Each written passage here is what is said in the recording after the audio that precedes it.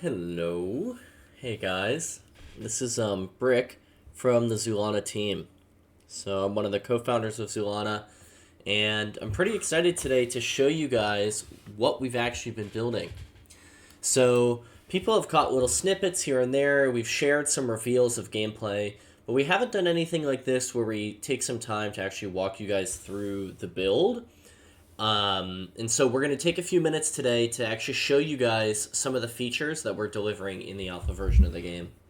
So you guys can see that we're looking at the main settlement for the game right here. This is the Nor tribe. So this is the technology-focused tribe. If you've been following us, you know that the final game will feature 3 different tribes, and the tribes will kind of play a little bit differently. The characters within the game have different value systems. They have different technology levels, and they have different focuses as a tribe. The Nor, like I said, are kind of the tech-focused tribe, and they're probably the most futuristic that use the technology left behind from the city of Zoolana. So here we're looking at the Nor settlement. We have this awesome town hall here in the center, and some pretty sweet graphics. And the settlement is going to be the main place where you collect resources as a player. If you play Forex strategy games or real-time strategy games in the past, this won't be unfamiliar to you. Sorry, let me just mute Discord notifications here real quick.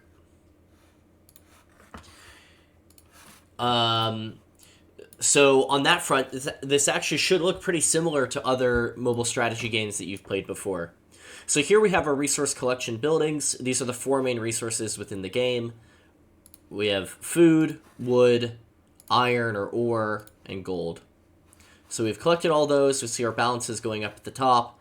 And this is really one of the most basic and rudimentary systems that we're hoping to deliver with the alpha version. This type of thing, developing these core systems, is really key, and we need to have these down and well understood before we can move on to delivering more complex features like crafting or the clan system, which all will be included in the final game. So now that we've collected some resources, we say, oh, that's pretty cool, but what can I actually do with them? Well, one awesome thing we also have developed is the barracks. So we go over to the barracks here, we can go to train, and here we have a few options of what to train. Like I mentioned, this is an early build of the game, so we just have some placeholder information here, but this is accurate. So we can train a melee robot or a ranged robot, and we can actually train a few of each. This doesn't totally matter, because in this build of the game, combat units are pre-decided. You'll see what I mean in a sec. But let's go in here and just do some training, just so you guys see what this system looks like. So we've decided to train a melee robot. We see the recruitment time is counting down. Likely in the full game, this recruitment time will take a bit longer. But as we introduce more and more units, there's room to play around with this and add complexity or lower complexity. Similar to a game like Clash of Clans and other real-time strategy games. We'll see here we have the option to speed up production using premium currencies. We can see what's in our queue and what we're actually going to develop. So now that we've seen that, let's zoom out a little bit and let's go to combat.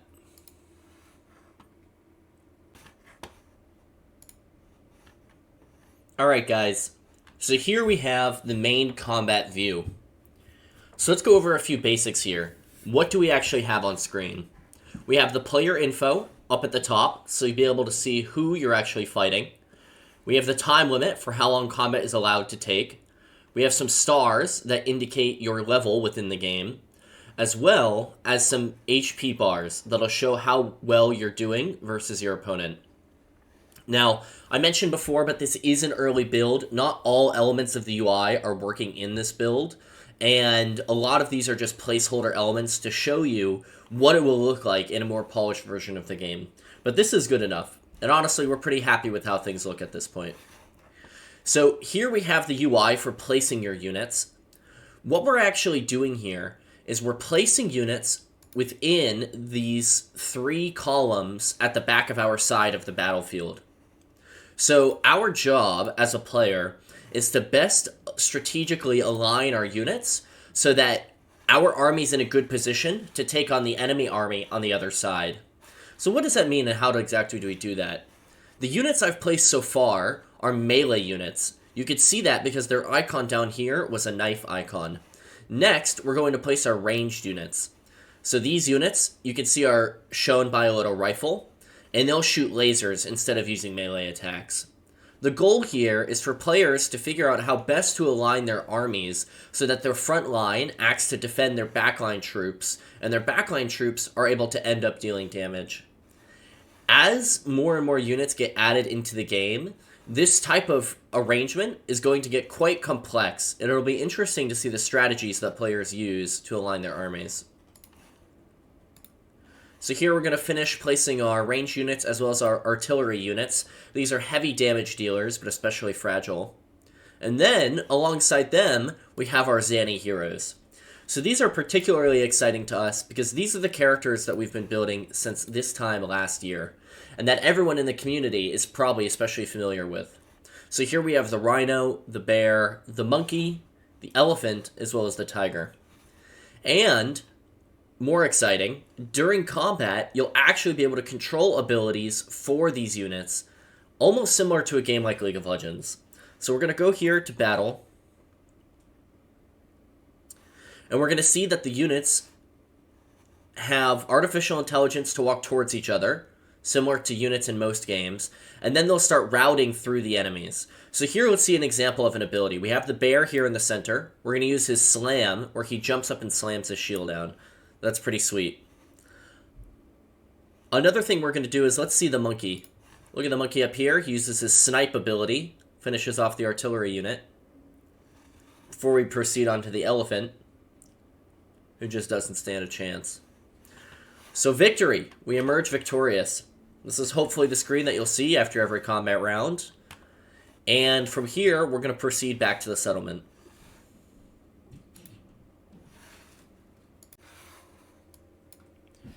So guys, hope you guys are excited about what we're building as we are. This has been a long time coming. People that are familiar with the project know that we've been building since August of last year, which feels impossible to say, but here we are about a year and a few months into this project, and we've got an incredible amount of work to show for it. So thank you guys so much for being alphas. Thank you for being Zannies. We're incredibly excited to keep working on this with you guys. And we're incredibly excited about the Zanny List Mint coming up. So if anyone isn't familiar, check out the links in our bio. We are going to be minting the hero characters for the game sometime soon, within the next few weeks. So we'll be putting out an official announcement about release date and all that quite soon, but it's going to be really exciting. This is going to be the Genesis Mint of hero characters, so the first hero characters to ever be introduced into the game. And we like to imagine that collectors will want to hold on to these, and that these are going to have a special place in the history of Zoolana. So that's really exciting to us, and we can't wait to keep showing you guys development as things progress. So definitely let us know in replies to this tweet, in replies to this video, wherever you see it posted. Let us know what you think. How does this compare to other 4X strategy games you've played? Does it meet expectations? Does it fail to meet expectations? And just keep in mind, as we're evaluating the game, that really what we're showcasing here are the very basic features that underlie the other systems within the game.